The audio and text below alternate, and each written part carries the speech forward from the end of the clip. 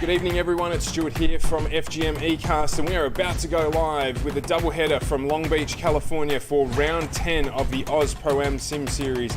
It's going to be bumpy, it's going to be close. We've got a full grid of cars for you tonight and a concrete canyon of a circuit to run it on. So don't go too far away, we're about to run the intros and let's get into qualifying for this event.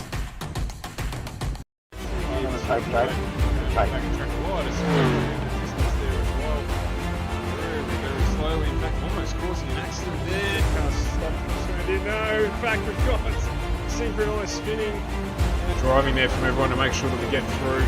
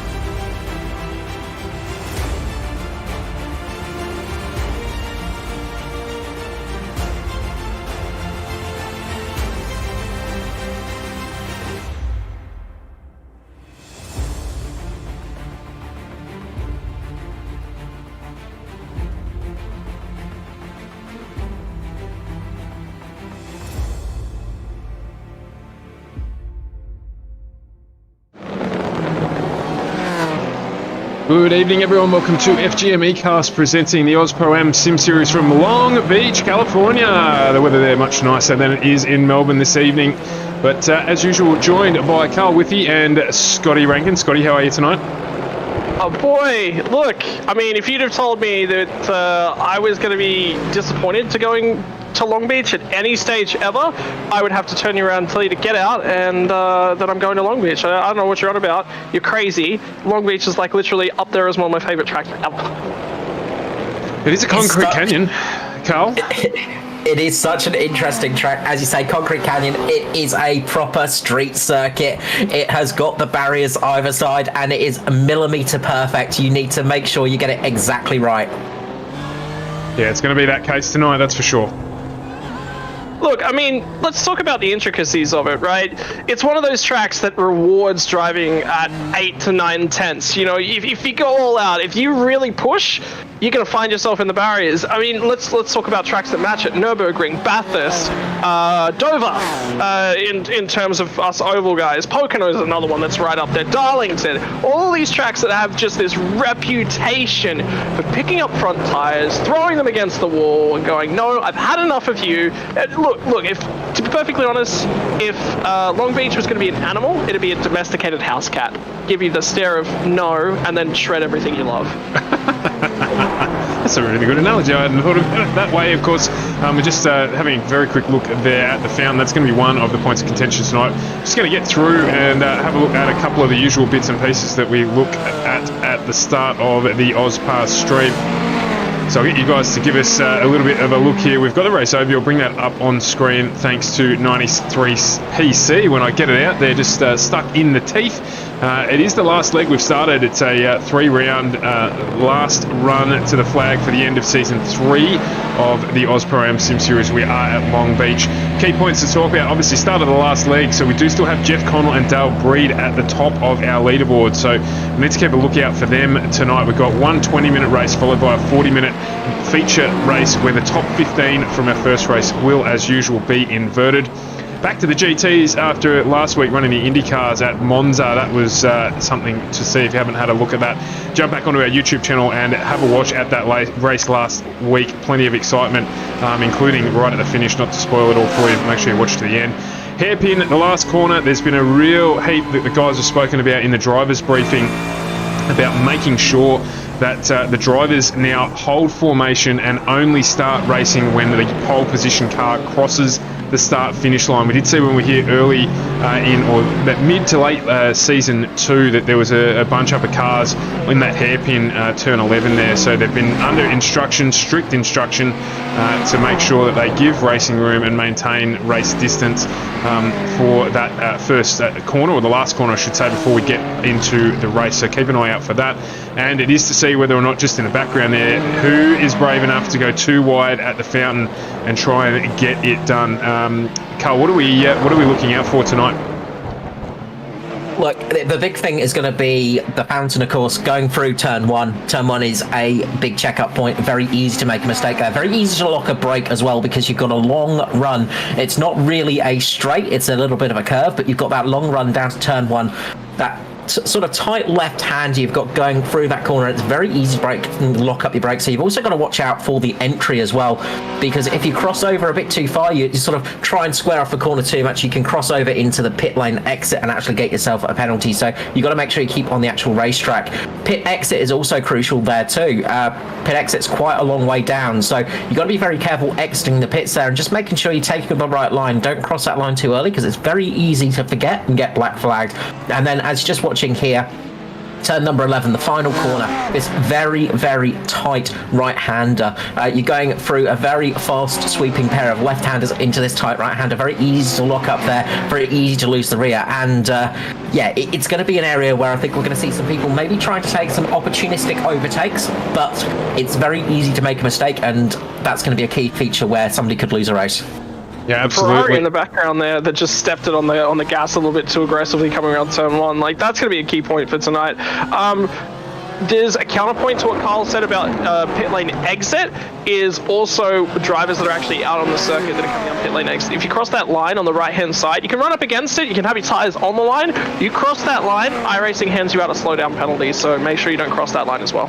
Yeah, very important point to touch on there as well. So lots for the drivers to consider tonight, particularly with that revised starting procedure done to try and protect half the pack. There was a big spin before the corner. So at this track here, because it's so short, it is the way when we've got a field of, as we do tonight, 29 cars, that half of the field are still making their way around that hairpin when the leader crosses the start-finish line and the lights go green. So to try and manage that and to not have some huge accident, as Hayden Jackson just spins around there in the number 8 Ferrari, they've changed the start procedure just to make sure that we get away from having a huge stack of cars at the start of this one. Yeah, look, fair enough. I was actually about to point out the number of cars that are actually in the server. It's safety. I mean, what's the thing that we've always talked about, the guys with OzPass, is that they're very switched on. I mean, you look at your chief stewards, you guys are your admins and around the series, Sam Lehman and Matty Carleone, both very, very accomplished sim racers, both very quick.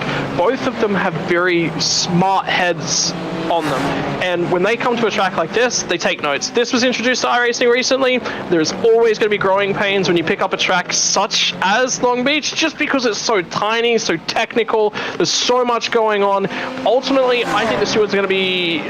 Look, I always talk about how clean it is here, and it's one of the big draw cards for OzPass as a series is the quality of the racing, and that generally comes with the quality of the guys that come over from the Simrigs support that they've picked up of late. But even with that, I expect stewards to be looking into a lot of incidents going through in the next week. Unfortunately, it's the nature of Long Beach. What I want to see from drivers tonight, it takes two to tango. We talk about that in terms of ovals, drafting partners. That is so important that you find yourself a dance partner to get all the way through. When you're making an overtake, it takes two to tango. You cannot do the overtaking dance if both parties aren't there and partaking. Absolutely. So lots to watch out for tonight. I think you're right, the stewards may be a little busy after this one, but we'll wait and see. It is OzPass after all. You can see there that rather violent entry into pit lane 2. So there will be pit stop requirements tonight. I'm just going to bring up on screen as well the race ballast for this week. It's a highlight of the series that we talk about every single week, which is how well adjusted these cars get. Just before we jump into qualifying, BMW loses 5 kilos, Merc grabs 5 kilos, and once again the Ferrari remains the same with no weight penalty whatsoever. So let's keep a look out to see how well balanced this is. I guarantee it's going to be a good job as we do jump into qualifying for tonight, and I'm just going to get that one off the screen there as it fights with me because I'm clicking the wrong things. And who are we going to run with tonight? It's going to Phil Audi that we're going to jump on board with, and he is at the front of a very wide pack of cars trying to leave pit lane. Yeah. Is that the biggest and baddest angry mob you've ever seen, Carl? It looks like finishing time in the city, doesn't it, really? It looks like peak hour traffic out there, especially because it is a road course. You could just see it. It's just such a massive cars out there.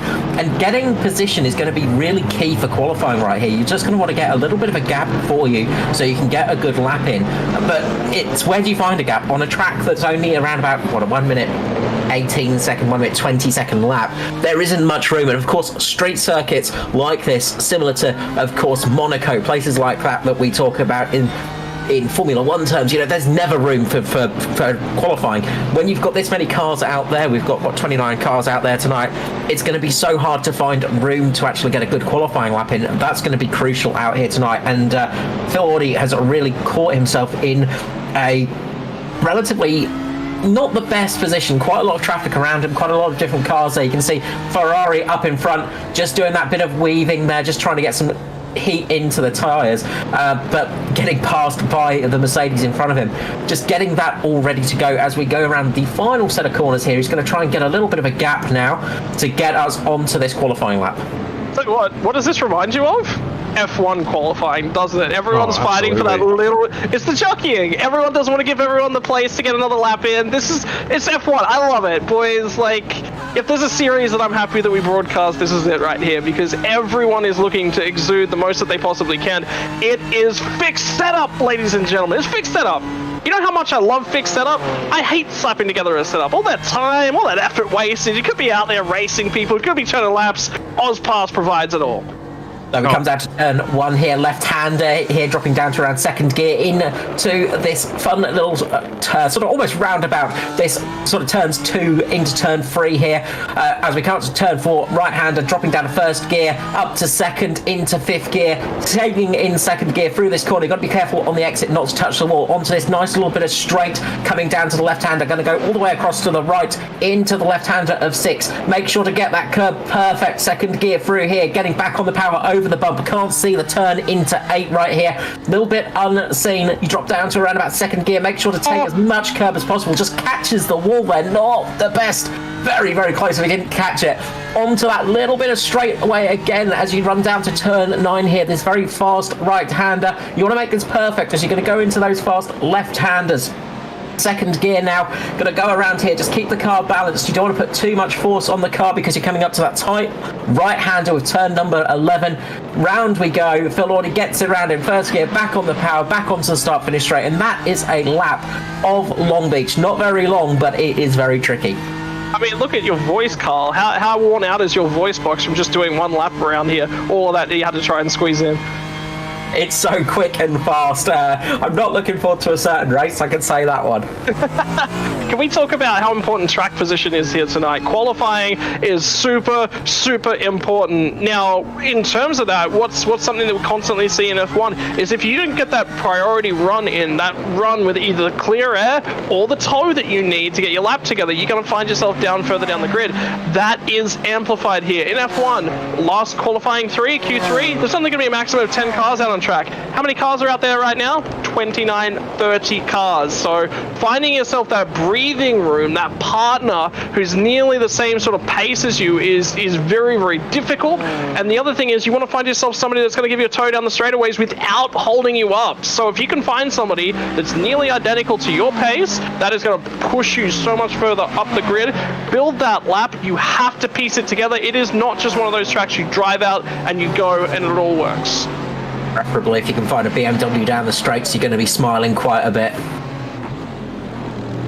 So as it stands at the moment, it is Ferrari, BMW, Mercedes. We've got Dyson, Turner and Connell as our top 3. Ross Rizzo provisionally in 4th with Daniel Webster in 5th. Good performance from him. Matty Carleone in 6th. Though it is an absolute mixed bag. Ferrari, BMW, Mercedes, BMW, Ferrari, BMW. So again, balance looking like it's going to be on point, which is no surprise at all. Dale Breed, leader of the amateur series, currently sitting inside the top 10, albeit he's just been pushed out by John Merritt, a new entrant to the series on his series debut tonight. So welcome to the series, John. And we'll keep an eye out for him. Just standing down through the list just to see if there are any other new names. There's a couple of returnings as well. So looking like an interesting mix tonight. Yeah, Dylan Gray's another new name to the series I've seen, so it was good to see him pop over. I've run with him in a few other different places, so really, really good to see him.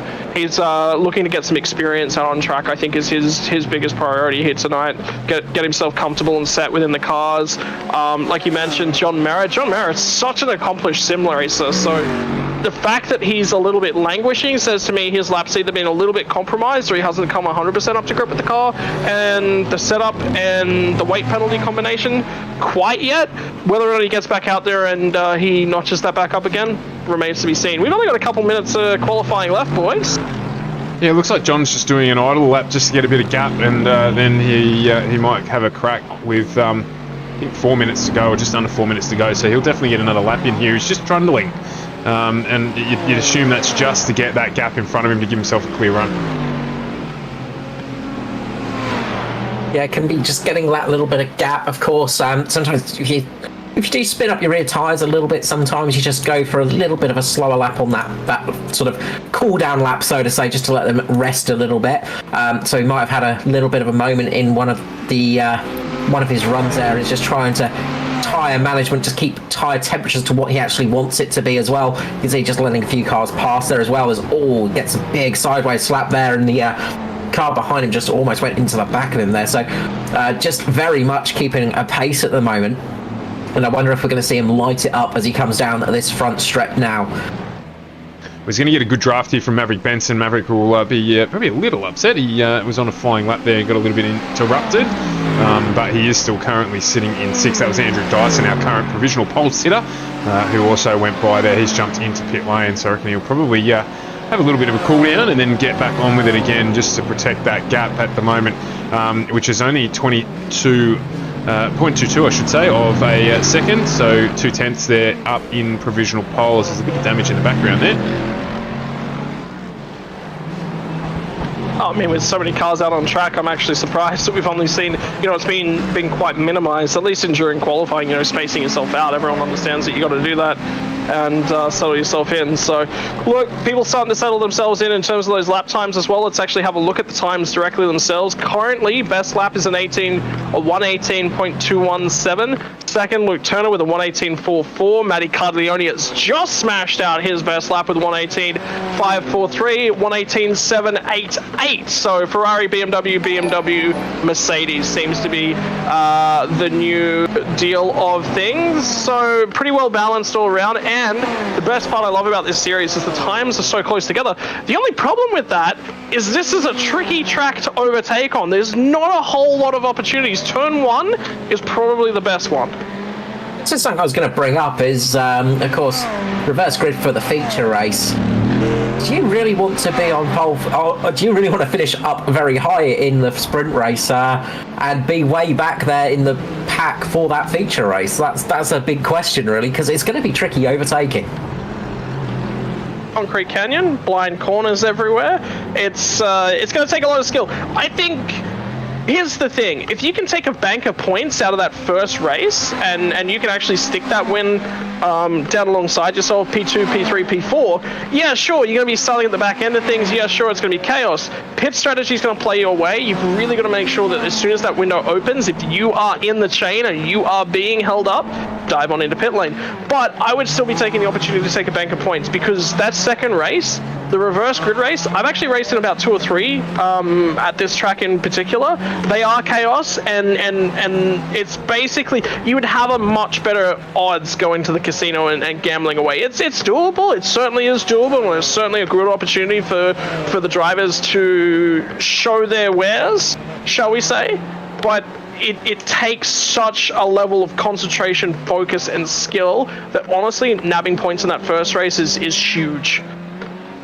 One of the other things to sort of think about as well is just what you were saying, was just jumping into pit lane to try and get some clean air. Not always that easy, because when you jump into pit lane, you're probably going to come out in a pack anyway, so you might not be able to get too much clean air running out there tonight. Indeed, as we do finish there, Carl was literally just about to say the entrance into pit lane is definitely going to be a cause for concern as well. We'll keep an eye on that as the drivers get themselves into pit lane. There will be a requirement for a stop. Let's bring up our grid for the first race for this evening. And it is round 10 here of the Aus Pro-Am Sim Series on FGM eCast.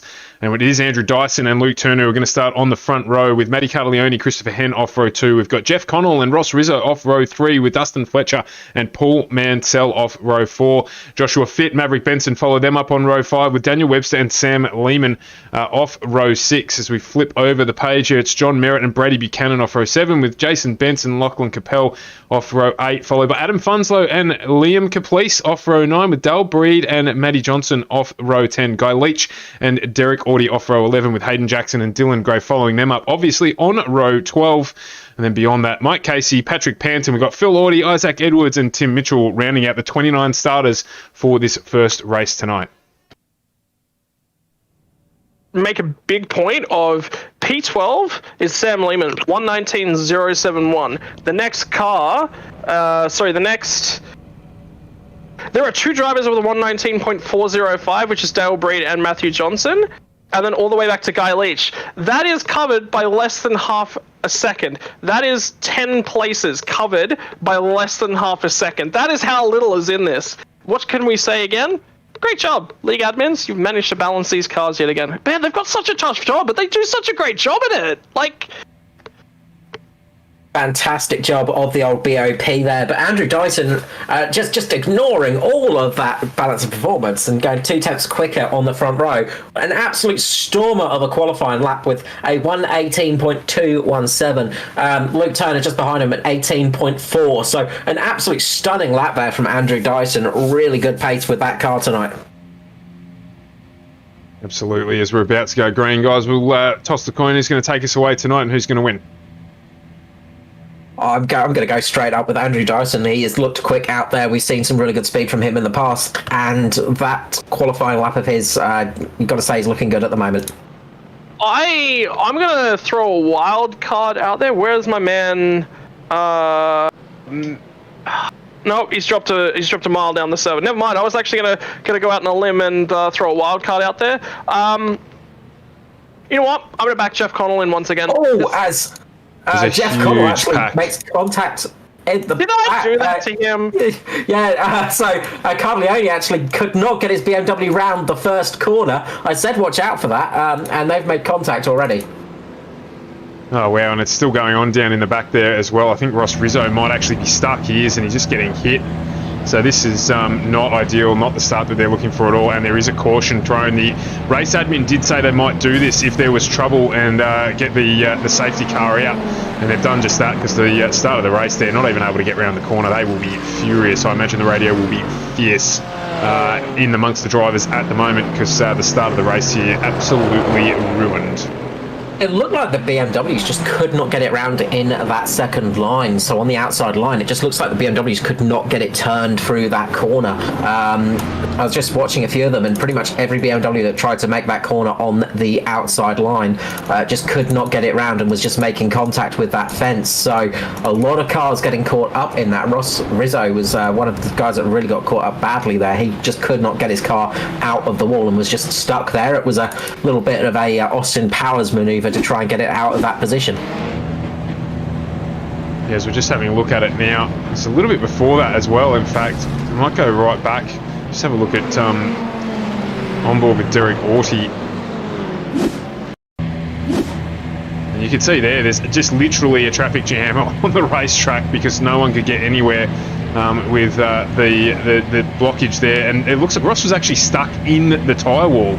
And then he's just copped a punch on the way through as well. So there'll be some damage to that car. That wasn't deliberate, of course, but there'll be some damage to that car that he'll have to get fixed. But that's disappointing. Just see, he got the car out, and then it looked like nearly he was out of the barriers, and then just glitched back into them again. That was so weird. That was look. Unfortunately, ladies and gentlemen, we were talking about this in the qualifying session, the practice session.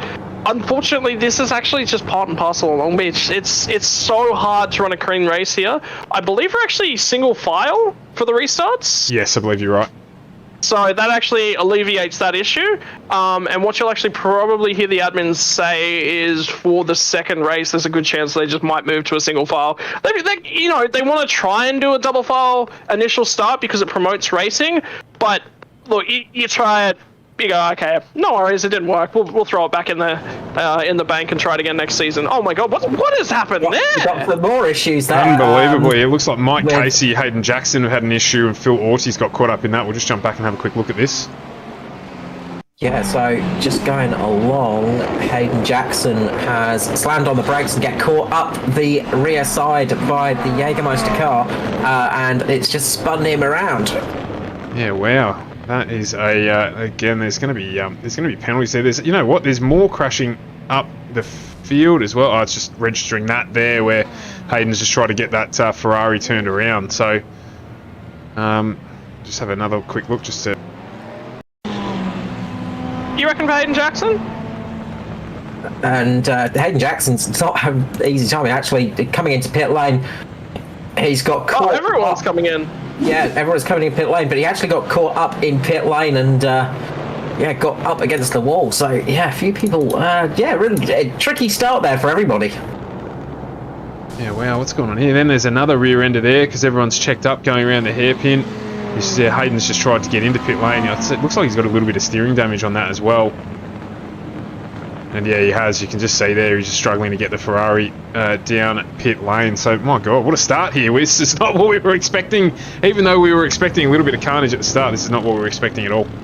Is this a good opportunity to go over maybe some pit lane etiquette? Because pit lane etiquette is something that actually doesn't get talked about in relation to iRacing very, very much.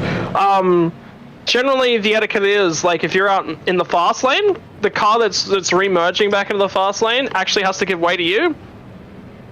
Because I had some chaos happen to me recently, so look, I mean, you know, that's generally the way that I've always accepted it. If you're out there and you're in the fast lane, it's your lane. The guy that's re-merging into the fast lane's got to make sure that there's space for you.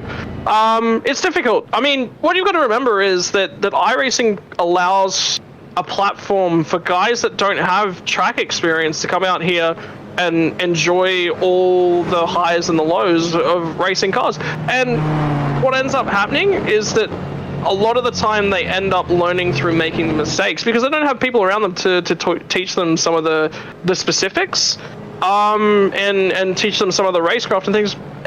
Look, honestly, I've gotten to the point now where I'm just like, oh sweet, you didn't know about that? No worries, let's teach you about it, because that's the best possible outcome, right? Yeah, it's already happened. You know, there's nothing you can do about something that's already happened. You may as well prevent it from happening in the future, teach somebody a lesson, move on. Yeah, the problem is, and you're spot on, and we've spoken about it before on one of the prior streams, Scotty, is that the education system on iRacing is pretty poor. Yeah, it's pretty poor. Like it's easy to get a license, and that's not to say that that's the case with this series whatsoever. Actually, the standard in this series is extremely high, but it's very easy to get a high-level A-grade license in iRacing without really doing much actual racing at all.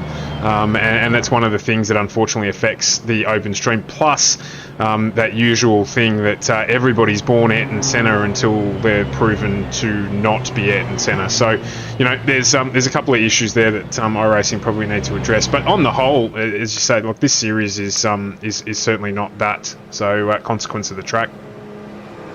Yeah, definitely consequence of the track. Like what it actually means is that a lot of drivers are going to just apply a lot more respect to everything that's going on, and that's a driver-based thing. So, look, you know, ultimately, what's the best way to handle it? There's definitely, it's difficult, right? It is extremely difficult because there's going to be no one catch-all solution. Yeah, there's no magic wand. There's no magic wand.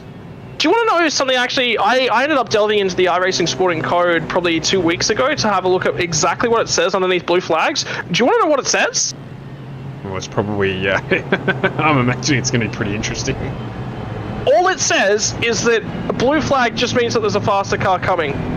Yeah, That's right. it. Yeah, It says no guidelines for how you should approach that whatsoever, which, having said that, I agree with that if this was a real-world application.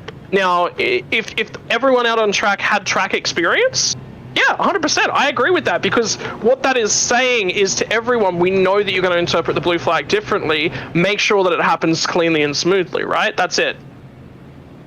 Which works, but when you don't have racecraft and everyone has a different... And there's also... What you've got to remember as well is Ayrton Senna comment... it's very difficult to get into that without getting hate speechy and racism, which I don't really want to do, because it's not about that. I have a lot of a good Iberian mates that I used to race with, actually, in a lot of endurance races. They were actually some of the better drivers I've ever driven with.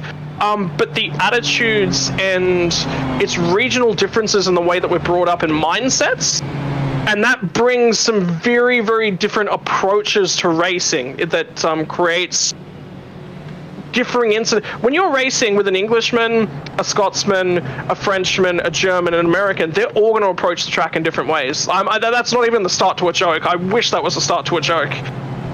Yeah, I mean, it is a general problem across the board, as you say. It's not specific to any particular person or otherwise. No. So, I believe the safety car has pulled in here. We're about to get underway again. It is Andrew Dyson, Christopher Henn, and Joshua Fitt who are going to take us away to finally get us under racing here. It says lap 4 of 30 there, but of course this is a time certain race. We've got 20 minutes. So just having a look back in the pack here, and once again there is just an absolute car park down at this turn. The race admin will be absolutely fuming. We might try and grab Matty Cartaglione, boys. One of you can do that at some stage after we finish this race. Either him, or we might try and get Sam Lehman and just have a quick chat with them as we get this one underway, just to see what they've said in the drivers' chat about this one after the race.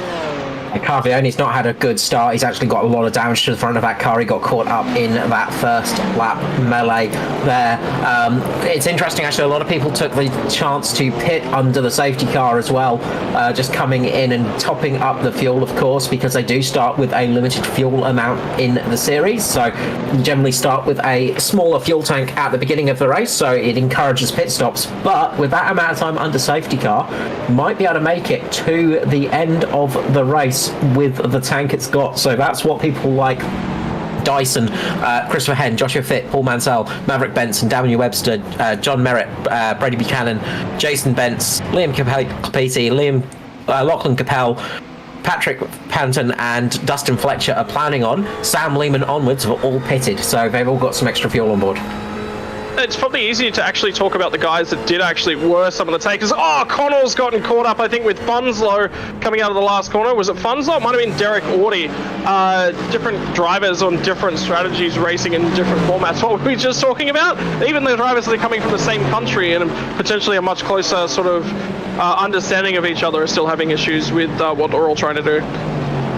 Yeah, I can't see the potential for this track making it back onto the roster for next season, but we'll see. As I knew that was going to happen. You cannot go too wide into the fountain. We spoke about it beforehand. Jeff Connell there taking out Adam Funslow, just no room given. I'm going to call that one a racing incident to an extent.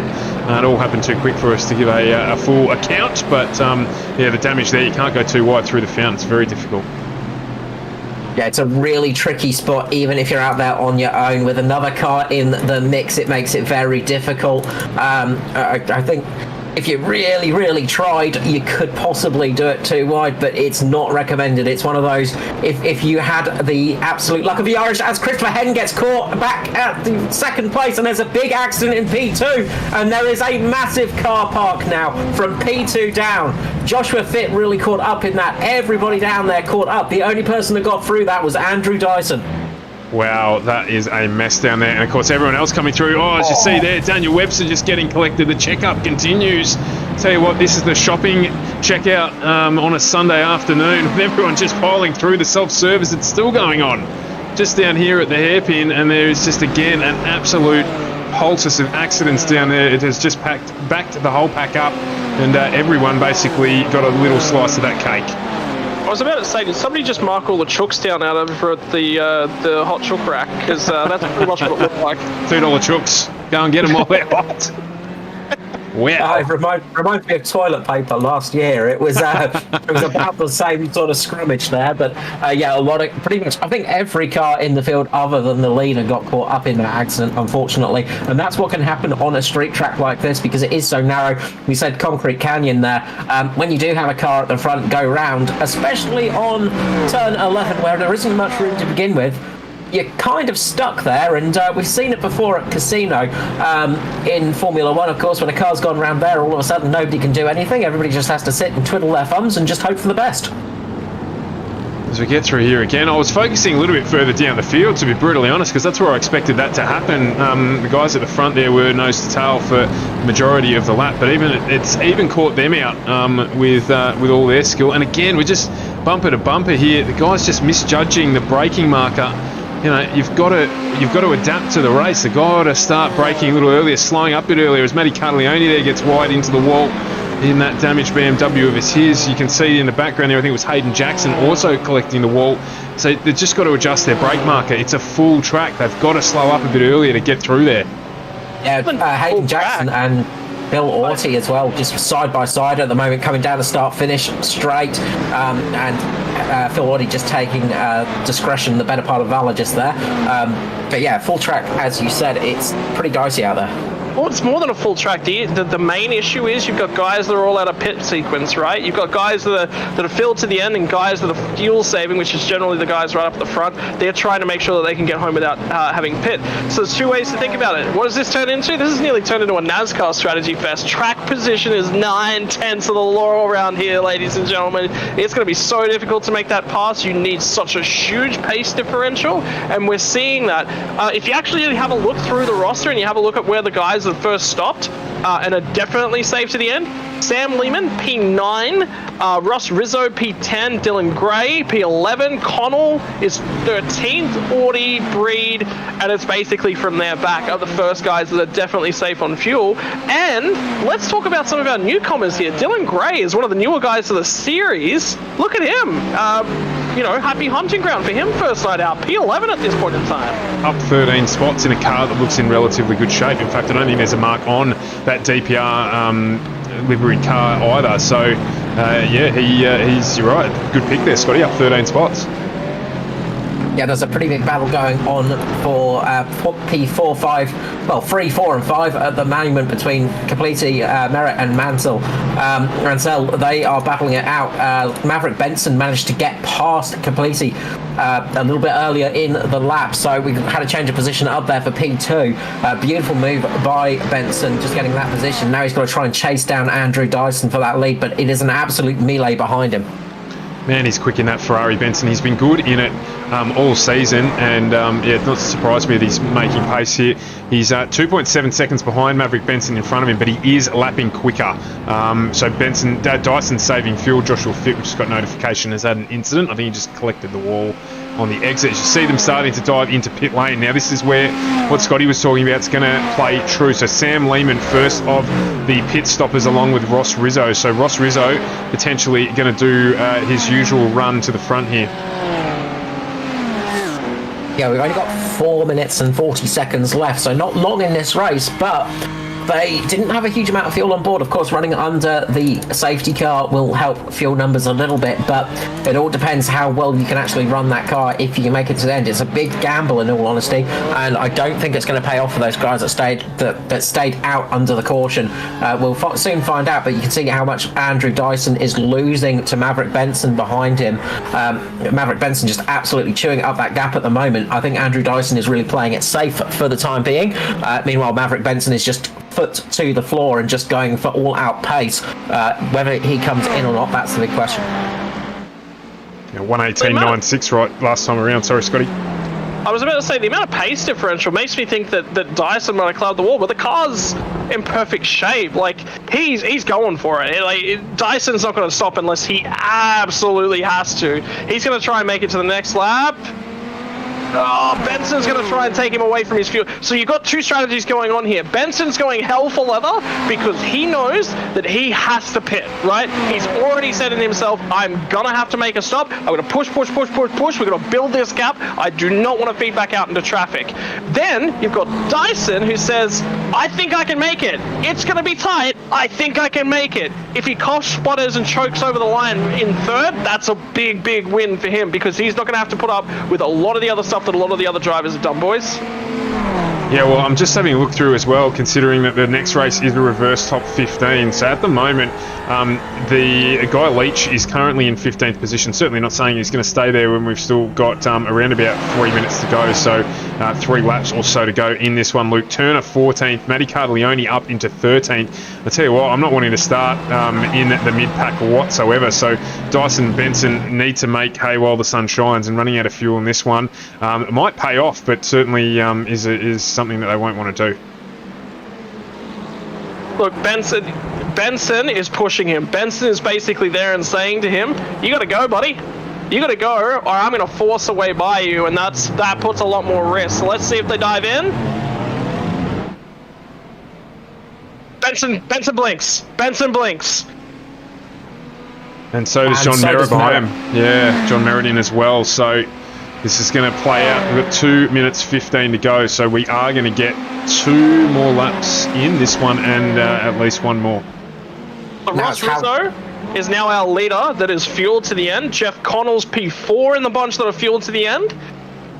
And there's only a 10-second margin. So Dyson's going to come out in the middle of this. If he saves enough, he's going to do it. If he doesn't, he's going to drop like to 8th, 9th, 10th. Yeah, it's now how slow can you actually drive while still being quick. It's a little bit of an oxymoron, but that's what you've got to do at the moment, just setting those fuel numbers and just getting it so it just coughs across the line, so you just got enough to make it there. Liam Caplici as well, he was losing a few positions and wasn't driving it too hard, so he was sort of thinking about the end of this race as well, if he can make it or not, so it's going to be so tight.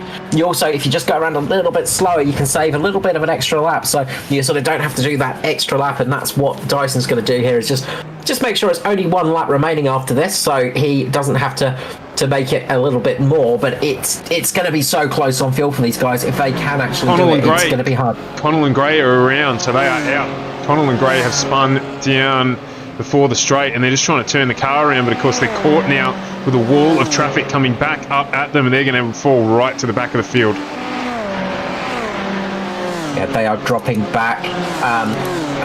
Ross Rizzo is right on the tail of Caplici, and he gets past, so that's P2 for Rizzo. Rizzo is chasing down Dyson now. He has a very fast charging, full of fuel car behind him, but he has got an 8-second gap as it stands. He's not going to make it, Caplici. He has slowed right down. He is concerned that he's not going to make it. We're just jumping on board here with a terrible view. He's out. Is he out? No, he's not out, but he's saving as much as he can. That car sounds like it is almost switching off at the moment. I'm listening to Dyson as well, and he's still putting his foot down. He's not too worried, it seems. So he might be okay. He's just getting along. There's not far to go. Is he damaged or is he saving? I can't tell. I actually cannot tell. He had some damage earlier on, so that damage is from before. There is a little bit more damage on the right-hand side, but I would say that's not the main issue. I think it's more so just fuel for him. As Dyson is edging around the final corner, he is pretty much clutching it at the moment, puts his foot down, squeezes the accelerator one more time, and I think he's just going to start coughing and spluttering towards the end of the straight here, but he makes it across the line. Gets it done. Good job, Andrew Dyson. A good drive there, and got to say, probably the worst start I've ever seen on any sim race that we've broadcast. So just a horrible amount of accidents at the start there, affecting just about everyone in the field except for Andrew Dyson. And guys, you called it. Street circuit qualifying, the most important part of starting your weekend off. This reverse 15, it's going to be interesting to see how Andrew Dyson handles the traffic, but this reverse 15 is really going to shake things up this second race. You got a feel for Dylan Gray and Jeff Connell though. That incident, like they're both fighting for the same bit of track. It's racing, boys. That's what it is. It's a concrete canyon meets close racing meets everything, you know. And that Ferrari of Andrew Dyson's is out of fuel. It is. I was just listening and just going back to Caplici, and his car just completely let go and ran out of fuel at the end of the start-finish straight, and he just had nothing left in there. Yeah, we're on board with him now. That is switched off, that one as well. So we'll get the finishing grid up on the screen here for you in a sec. Boys, I don't know if one of you want to try and jump away and maybe grab hold of Sam or Maddie if we can. Just get him into the booth here for a quick chat. We'll see what we can do there. Scotty's just jumped out of the booth to do that. Carl, we'll run through the results out of Heat 1 here. I'll bring them up on screen now. So finishing the race in P1 is Andrew Dyson, starting from the front, finishing in front. Got lucky there to avoid the incident that took out so many cars from P2. Ross Rizzo with that strategy worked out very well for him. He ended up in second place. Sam Lehman working up into third in the end. Derek Orty in fourth, with Dale Breed in fifth place. We have Liam Complete managed to get home in sixth, just working that field perfectly. Seventh is Luke Turner with Cardioni in eighth, ninth Guy Leach, and Isaac Edwards rounds out our top 10. Maverick Benson is in 11th with Hayden Jackson 12th. 13th was Phil Orty with Lachlan Capel in 14th. 15th was Funslow with Joshua Fitz 16th. 17th was Merritt with Jason Benson 18th. 19th was Mansell with Fletcher in 20th. 21st we had Webster, then Panton in 22nd. 23rd was Christopher Henn with Brady Buchanan in 24th. Dale Gray was 25th. 26th, Jeff Connell in the end after that incident towards the end of the race, with Tim Mitchell in 27th and Mike Casey 28th out of the race, 7 laps down, and Manny Johnson as well. Looks like he was out pretty early on as well. Yeah, my God, plenty of carnage, and we've just quickly managed to pull Matty Carleone and Sam Lehman away. Thanks, Scotty, for doing that from their warm-up in between. Guys, my God, what a start! What have you said? Has the school teacher come out? Have we smacked some people with some rulers? I've got a couple of minutes to jump back in and do some whacking. Not yet, but look, the bottom line is there was that crash before we even got to green in that last corner. We threw the safety car just to straighten the field out. Then the leading pack didn't let the safety car by, so some people didn't get the opportunity to pick when they could have. But that certainly shook things through, and I make no apologies. I'm a big believer in if you're a good driver, you know how to read a race as well. We stick to iRacing rules. So something that we were actually talking about down here in the booth is that iRacing itself doesn't have a great driver education program. I love what you guys do here because, Sam, you're constantly putting up videos to educate the drivers about what are some of the track specifics. Can you talk to the fans as well as the drivers here? What's your message to them now? So the big message is going to be one by one through that corner to start the race. We don't go on green here. We say that the pole position car has control of the field till they cross the start finish line. So we have a little bit more time just to get everyone around that last corner. So there isn't a rush to get around the last corner, but for some reason people still do. It's a race. We all want to get to the front as quickly as we can. So we'll certainly get the big meter ruler out and whack it down on the desk. And Matty, just quickly to you, mate, a difficult start for you there, unfortunately getting caught up in a couple of things, but a pretty decent drive back after that. You got a little bit of work to do this one? Yeah, I got caught up with the safety car. As Sam said, you should just be able to read the race, and the way that the field sort of didn't quite let the safety car get control of it quick enough really stuffed up my safety car strategy. So I pitted in time, probably put an extra 10 litres more than I needed to, but that wouldn't have mattered because I got the red light on exit.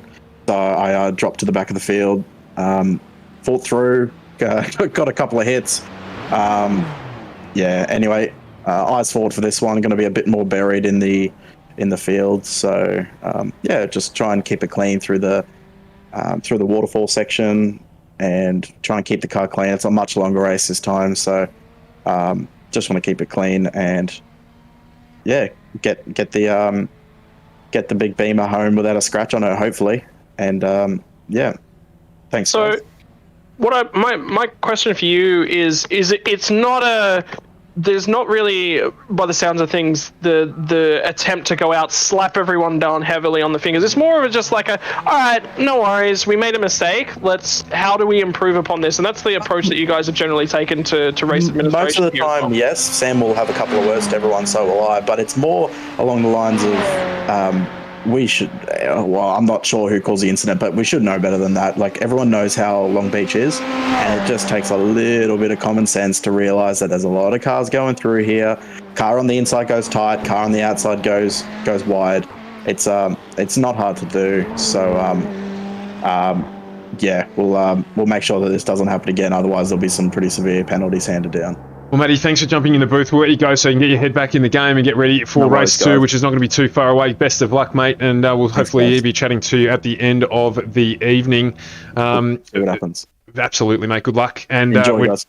just about to jump into the gridding procedure as well. So just very, very quickly, simrigs.com, Bridgestone Select, 93PC, HJ Plant Repairs, and AJ Insurance Services. Thank you all for your support of the channel and the stream. And, of course, a big shout-out to the Cancer Council and the importance of going and getting yourself checked. If you have any health concerns whatsoever, go to the doctor, get yourself checked before it's too late. It takes 10 minutes of uncomfortable situation for you to get yourself checked for prostate cancer, and a very important cause, because not spending that 10 minutes might cost you just about the rest of your life. So do go and get yourself checked. A very, very important message around men's health. Don't be afraid to talk about it. It's nothing to be ashamed of. We've all got to get it done, and just go and do exactly that as we jump out onto our grid for this second feature race. Before we move on from that one, Stu, you don't even need to go through the awkwardness these days. They can test for prostate cancer through a blood test, so none of the old awkwardness. Well, you can have the choice. Some people might prefer. So Adam Funslow, Lachlan Capel on the front row, Phil Audie followed by Hayden Jackson up on the second row, Maverick Benson, Isaac Edwards off row 3 with Guy Leach and Matty Carleone off row 4, Luke Turner, Liam Caplice off row 5 with Dale Breed and Derek Audie off row 6. And if you think I'm rushing through it, I am, because we're about to get away. Sam Lehman, Ross Rizzo off the next row with Andrew Dyson, Joshua Fitt. We've got John Merritt, Jason Bentz, Paul Mansell, Dustin Fletcher rounding out our top 20 with Daniel Webster, Patrick Panton, Christopher Henn, Brady Buchanan off the next 2 rows. As we flick over to the back of the grid, we've got Dylan Gray, Jeff Connell, Tim Mitchell, Mike Casey and Matty P. Johnson rounding out the starters for this race, and we already have incidents. We do. Unfortunately, Phil Audie has gone around at the first corner, so he's a first corner jam already, unfortunately, and that's Phil Audie getting caught up in that one. I'm just going back to have a little bit of a look at it, because I missed it on the first time round.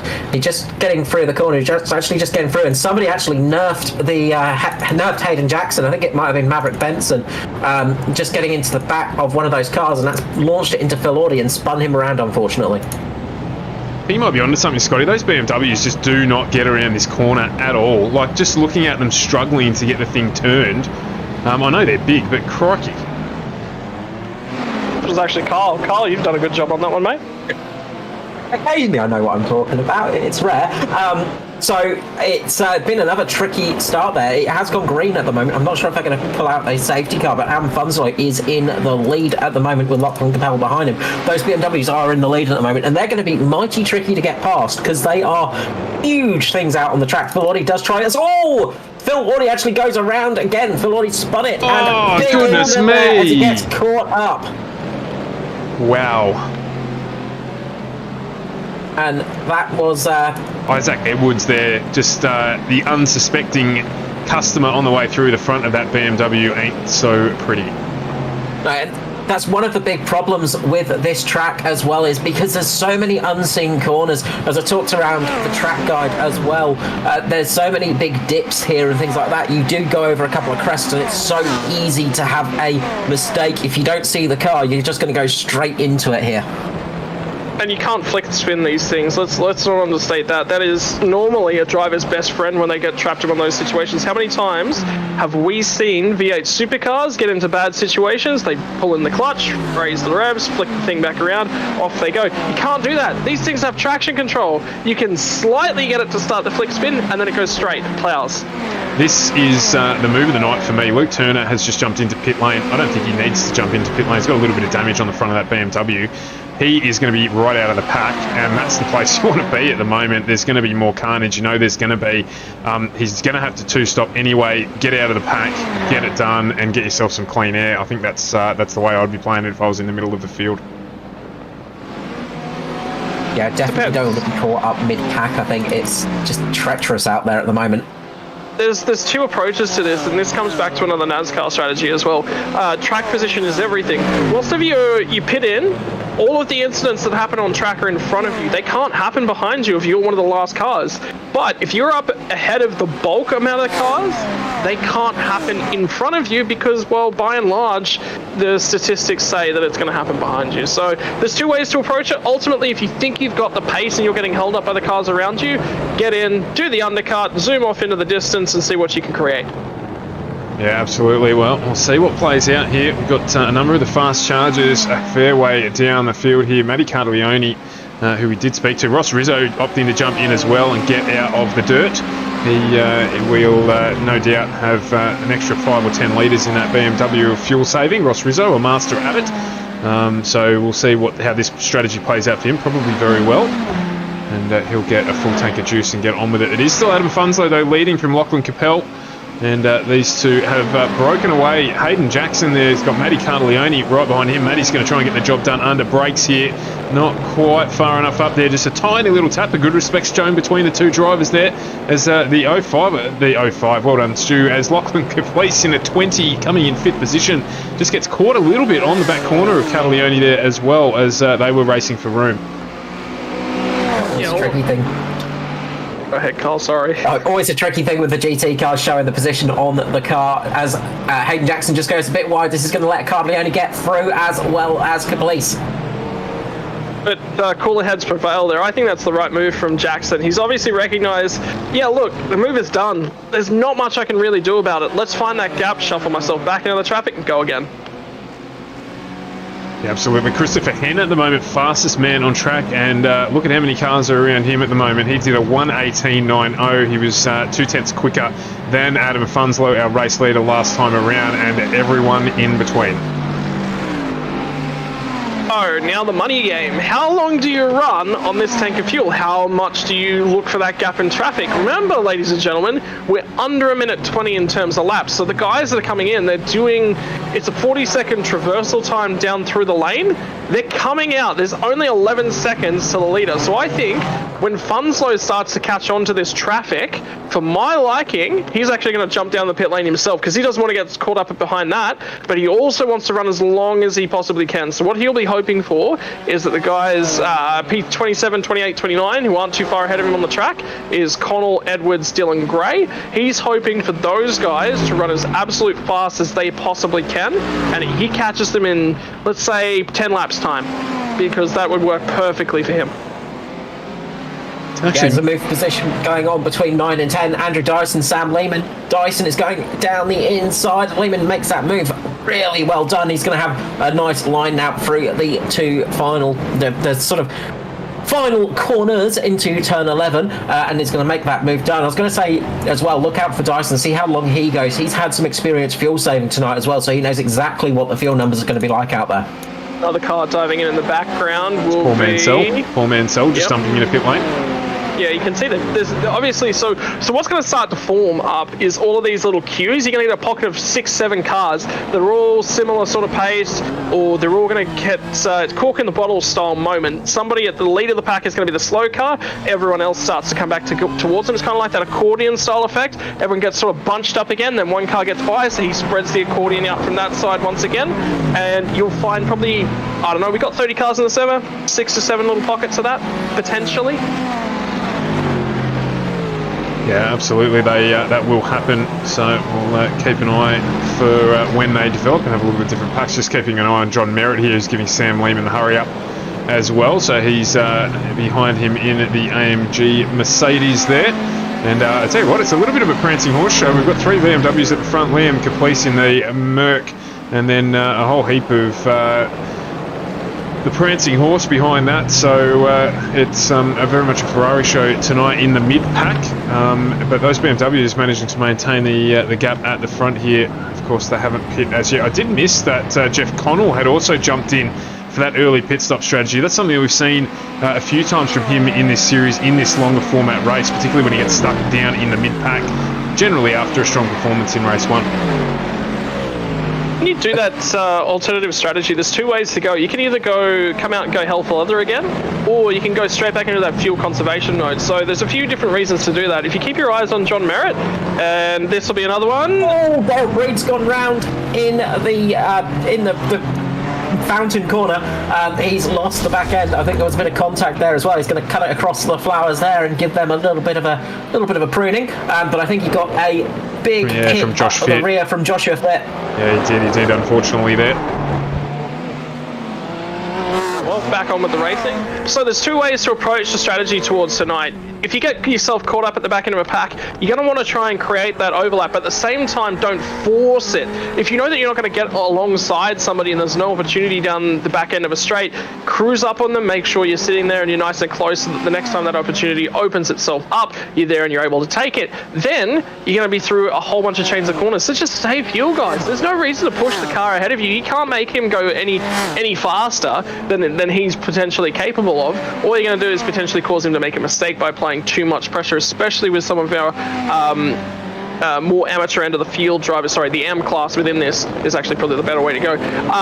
They're limited. Obviously, you know, it's the same thing as slapping. Well, here on the Central Coast, we have 10 grades of cricket. It'd be asking a first grader to bowl to a 10th grader.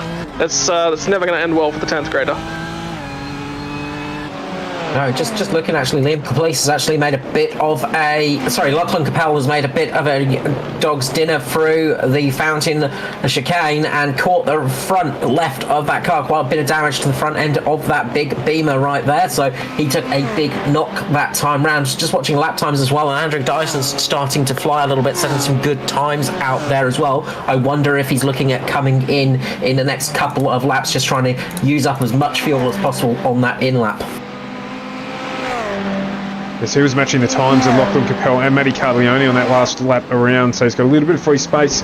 Guy Leach in front of him. Sounds like someone just struggling in the background there as well. May have gone off down into that runoff area. But Andrew Dyson, as you say, flying at the moment. And he's right up now on the back of Guy Leach. It looks like Leach is going to jump into pit lane, and he does. So Dyson moves up another position there. Still hasn't done a pit stop, but moves up into 6th with Hayden Jackson, his next target. His next victim, shall we say. Andrew Dyson's out there. He's trying to clean up the fours as only a good Dyson vacuum cleaner could. Sorry, boys. I'll stay myself out. It's all good. I'm done for the night. Indeed. I'm just moving. Going to move away from that comment just ever so briefly, as Andrew Dyson is continuing on his strong run. Of course, if you weren't here earlier on, the winner of race 1 by a thimble of fuel. He managed to get that Ferrari across the line in a very safety car or caution impacted race. So someone in the background there's hit the wall again, so a bit of damage off to the back. I think that may have been Sam Lehman. Yeah, a few cars showing some battle damage out there at the moment, and as we said, it's a very tricky track to get around. You try to get around this track in one of the smaller cars. There is, as Adam Funslow, Lachlan Capel come into the pit lane, sorry, as well as Liam Police as well. So those guys all coming in.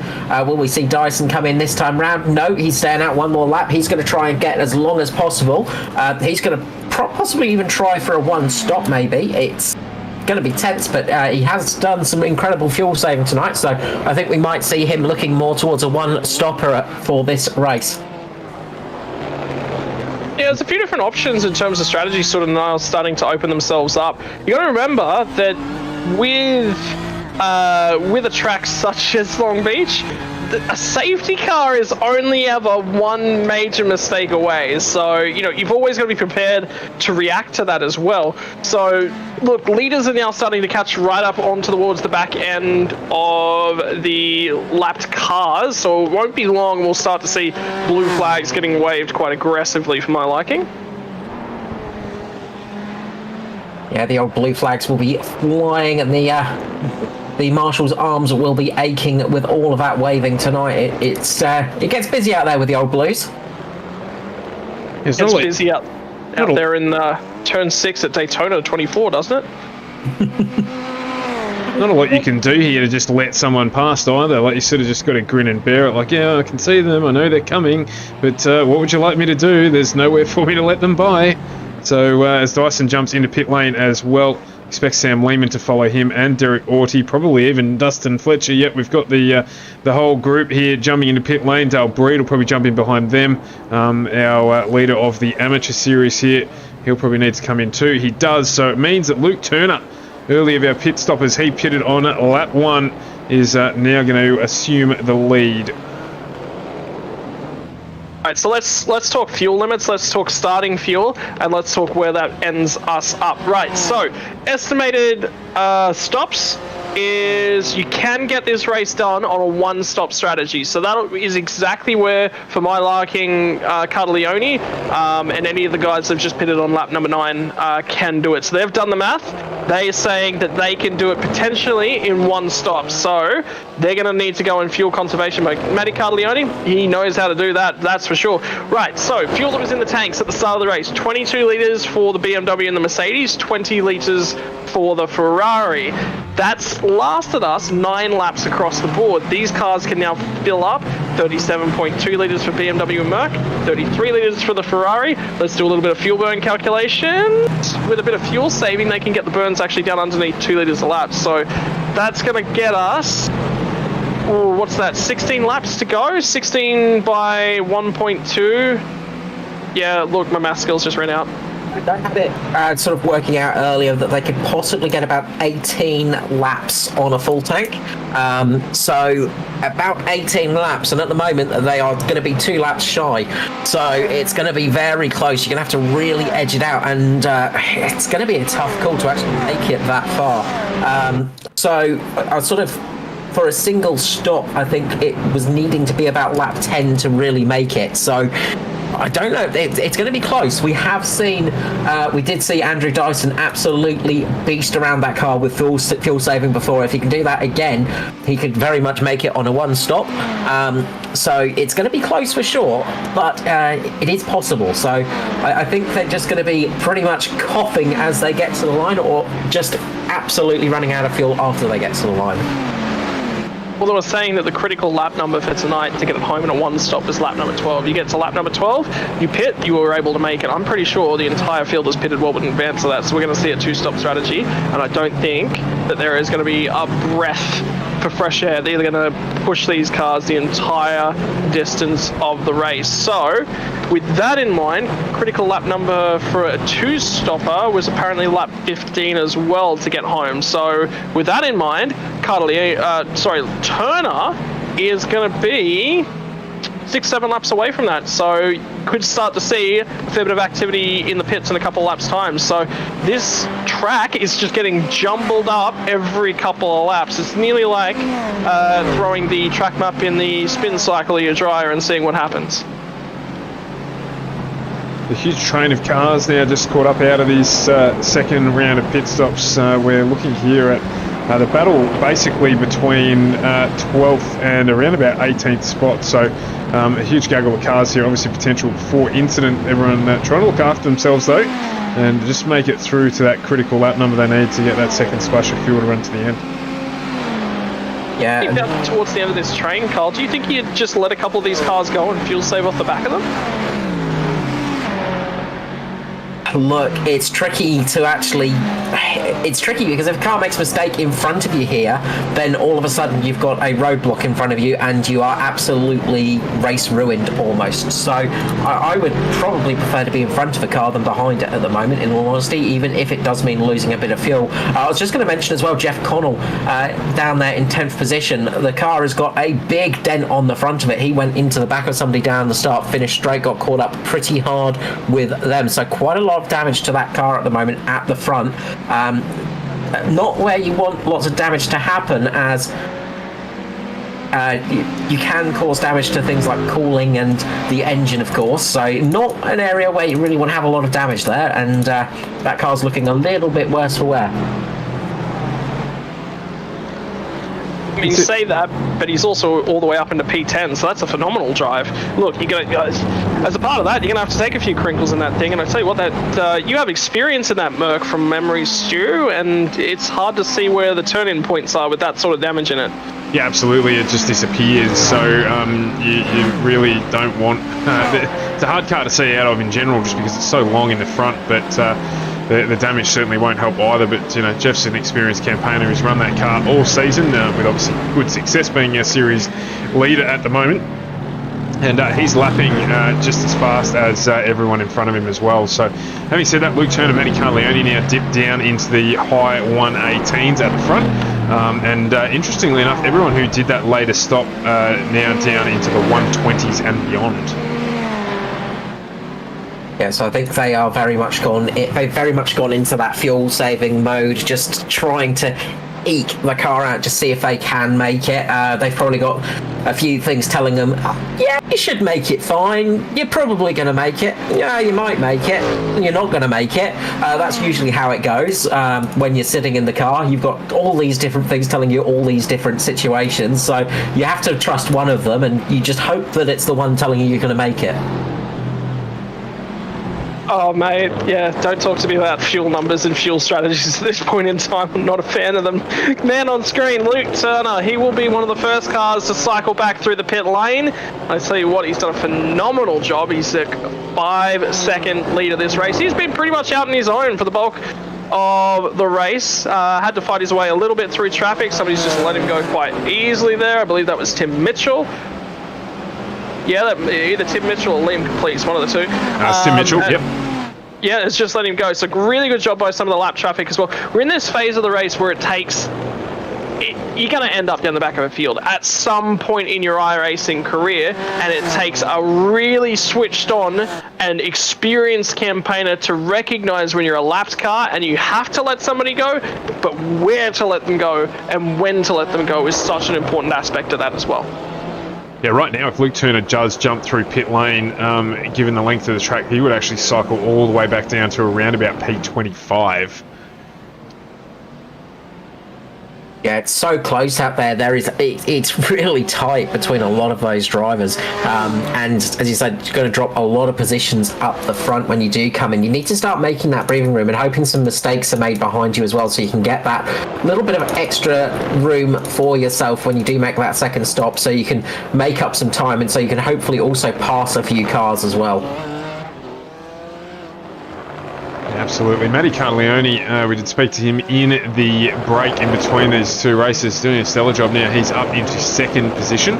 So as just get notification here that Tim Mitchell might have had an incident, and it looks like he's jumped out of the car. So no, not in fact, he has not, but he's just letting everyone by. So I think that might have been an error on the reporting there, but doing a good job, as you said earlier, to just let everyone come through as needs be. I think Daniel Webster's jumped into pit lane, so he's served his final stop on that critical lap 14, so he should be done to the end.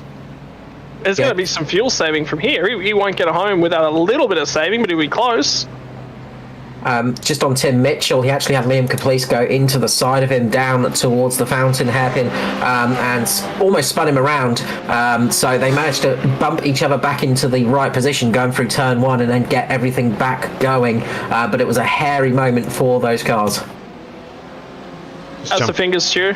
You've got so many guys to try and jump around the track, so many incidents, I'm sure, popping up on your readouts. Yeah, absolutely. I had to actually reduce the size of it so I could get more of it onto the screen in one go. So, because otherwise I wasn't going to be able to see what was going on at all. So, yeah, I'm doing the best I can. But there'll be a blister or two at the end of tonight. As we're just on board here with Adam Funslow and Maverick Benson. They are battling hard for third position. This is one of the closest battles on the track. We've also got Sam Lehman and Guy Leach a little bit further back. Jeff Connell, I think, may have jumped into pit lane. He has. Phil Orty has joined him as well, so they're going to have to fuel save a little as well to get to the end of this one. But yeah, Sam Lehman and Guy Leach battling away here. And as I said, Maverick Benson and Adam Afunzo up the front of the field are battling for that third position as well. Is this a feature now with the servers when Sam Lehman sets them up? Are we always going to be running into... Oh, no! Not Breed! Oh, he's having a horrid night. This is going to definitely cost him one or two positions as he tries to do the right thing here and has done very well. In fact, Breed, plenty of experience in real world, knows exactly what to do. Just was patient, waited for probably his relative box to give him enough time to flick spin that big girl around. And he's done just that and gets back out onto track with only a little bit of damage, but certainly not ideal. Oh, that's disappointing. I mean, he's going to have to... The Turner's now in the lane, actually, so that's him done to the end of the race for sure. There will be no question marks. He can go gangbusters once again. Matty Carleone's going to receive the lead of the race. Benson pit on lap 6. So the other guy that just pit just before him was Ross Rizzo. So I'm expecting Ross Rizzo to be in next lap. But if he is the master of fuel saving that you guys are telling me that he is, maybe he might get another lap out of that tank before he has to dive down into the pit lane. So, pit stop strategies, starting to cycle themselves through to completion. And I was just about to say, is Sam Lehman doing this to us on purpose with his server setups after the night rally in the Audi GTO? Yeah, maybe so. I think we should just get through here. It's 16 minutes to go, and yeah, we should just get through. They're fine. They do. Just back with Del Breed, he actually got caught by Mike Casey. Those two made contact into the first corner, and that's what got Del Breed round. So that was the reason we saw him facing the wrong direction there. Mike Casey taking a bit of damage on the front of that car as well. He has a car all over the back of him, and now in front of him is Jason Bentz. Oh, as Bentz makes a mistake and goes into the wall when he was trying to overtake into turn 8. He just misjudges that over the top of the hill and couldn't brake in time and right into the barrier. Big hit into the nose of that Ferrari. Just see a replay of this coming through. Good call, thank you, Carl. Looking to try and go for the overlap. This is a very difficult corner to get the overtake done at. Way too deep in, bounces out of the tyre barrier. I have a feeling he's going to come through for his final stop here in a few moments, boys. What do you think? Yeah, it's probably a good time to do it, just after that happening as well. So, let's see here, Brady Buchanan's had an issue as well. We'll just quickly jump onto this one. Oh, save. Oh, what a save. That was great. Well done to Brady. Just keep hold of that one. Oh, it's down on the inside there. He's collected the right-hand rear tyre on the inside pit wall. Not the inside pit wall, on the inside track wall there. Whoa, Jesus, it almost gets collected on the way back through. There's a bit of a surprise. There's, I didn't actually catch who that was coming down around the corner. Wasn't expecting to see a car. Headlights are blazing in his eyes, but that was pretty well done from both of them. What do you think? Deer in the headlights moment? More like a soil of the pants moment. He probably wasn't expecting that whatsoever. So anyway, there you go. We're back on live now here with Matty Carlione, still at the front of the race here. Getting a few more notifications. Andrew Dyson has come in for his second pit stop, so he cannot make it on fuel. He's come in for his second stop. It's got a notification here that Luke Turner was involved in an incident as well. Have a look at that. Just over the bump section here. And it was Luke Turner who got, oh no, as he saw, oh wow. So Luke Turner there just getting caught. Brady just trying to flick spin that one around. That BMW very, very second hand indeed. So that's unfortunate for him. Did Turner just make his last stop too? So that'll be another trip down pit lane for him. Correct. Not what you want to have happen, unfortunately. I was literally in the process of getting to say, gee, everyone's been so patient to try and get their car turned around and pointing in the right direction. It's as soon as you think that up in the pit booth that something actually happens. That's usually the way things go. We talk about the curse of the commentator, but we even have that power in thought as well. If we think about a car, it is easy to happen. Joshua Fitt is right on the back of Lachlan Capel at the moment as Capel actually comes into pit lane. Oh, wow! He hits him as they come into pit lane. Capel slowing down for the pit entry and had a Ferrari of Joshua Fitt right up the rear end of that BMW. That is not what you want. Let's go back and have a quick look at that. I'll just jump on board with Lachlan Capel. I was going to say, surely Capel gets a... So the issue here is that Capel will get a speeding in pit lane penalty. Which is, it's so hard. So a couple things to think about in terms of administration. So obviously both drivers are trying to get in the pit lane. Oh wow, no, that's a massive mistake there from Joshua Fitt. He was on the gas, couldn't see the cones, and just totally rear-ended the Lachlan Capel. I mean, if Capel gets a speeding in pit lane penalty, that's just a slam dunk penalty in response to Joshua Fitt. It's one of those difficult ones. And I think Capel has indeed got that penalty because he's still in the box at the moment. I've not seen if he's actually still in the car, but he's basically stuck there in pit lane. He's finally leaving now, and that's dropped him right down the positions. He's way down in the 20th position at the moment, but he's going to lose a few more positions, unfortunately. So he was stationary for about a minute But he was in the pit lane for 1 minute and 25 seconds, stationary for 50 seconds. So I'd say that is definitely a iRacing penalty for him. A really unfortunate situation to be in there. Yeah, not good at all. But still on board here with Carleone. He's out in front. He's going to be in any tick of the clock, you would assume. We've got just those who pitted around a lap 8 or 9 out on track now, with everyone else having been back through the pit lane. So he'll jump in this lap, I think. Tell you what, Matty's getting some use out of that light flashing button tonight, isn't he? Nearly the entire length of the pit straight. Pretty sure he just has it turned on when he's in the lead. He's managed to manipulate some setting in iRacing that it just stays on. So he's very friendly with the button, that's for sure. Oh, well. If you don't use all the tools you have available to you as a driver, are you still a racing driver? Well, Matty Carleone says, no. I need to punch the button at every opportunity. It makes sense though, like you just, particularly around here, you want everyone to know you're on your way through. Other drivers might not see you closing at a rate or not, so there's nothing wrong with letting them know that you are the lead car and just to make way when you can. I mean, it's another one of those conversations we throw back. I think it actually was Ozpass in the early season. It was either Ozpass or one of the endurance races that were actually broadcasting Stewart. Use of the flash of the light buttons. A lot of people actually take it very offensively. It's like, get out of my way, move now. It's not that. All it is, hey, I'm here. This is kind of like a second activation of a blue flag as Carleone slaps the wall. Yeah, absolutely it is. It's a hello button. It's the Adele. We'll call it the Adele button. The hello. One driver that's not going to be able to use that too much is Luke Turner down in 7th position, as he doesn't currently have any front lights. Usually that would be a meatball flag in GT racing, of course, especially when it's getting dark. Not going to help him out if it does get dark enough, though, because he doesn't really have much to light up his way. Actually, this actually calls me up to a story I heard recently. Somebody was doing spotting for a team running 24 hours Le Mans, and they lost their headlights on the first corner of the lap. So they had to do the entire lap and tour back to pit lane before they could actually get their headlights fixed. They managed to do it, and it was only about 10 seconds off their fastest lap of the race. So that's actually not too bad. It's slightly controversial here, but I reckon that's actually an improvement in the look of that front of that BMW. It's not great for downforce, not conducive to good race car driving, but I reckon it actually looks pretty good. It looks a lot less heavy. You know what it is conducive to? Cooling. Just jumping on board here with Hayden Jackson, who's had what looks like a solo car incident. Just on the approach.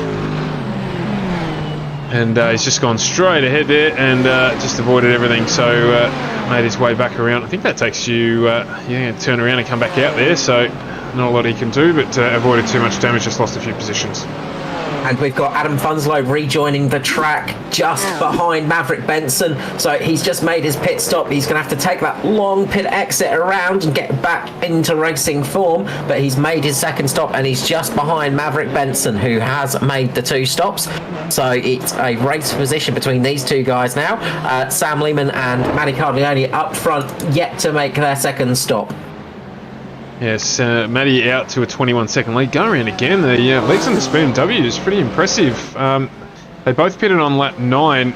It's now lap 23 or 24 Matt's getting towards. So they've done a good job there. Dale Breed, of course, the other driver in a BMW, doing the same thing, having pitted on lap 9. So a few of those boys running a nice long stints here. I mean, and why wouldn't you if the track's, if she's clean in front of you and, it's nice and easy to keep touring around and just doing what you got to do. I was actually looking at the fuel numbers. It's close. What were we talking about? 1 or 2 laps is the difference. Sam Lehman says, yep, I'm going to blink first. Let's find out where we pop out on track and then have a crack. Of course, in the Ferrari there, Sam, so he's outwitted, outlasted and outplayed all the other Ferraris in terms of distance driven, so that will serve him well. He's going to pop out here. I think long exit for him. He'll probably just pop out near Dale Breed. No, in fact, he'll get out in front of Jeff Connell potentially. No, there goes Jeff. So Dale Breed, he'll get out and get back in 9th position.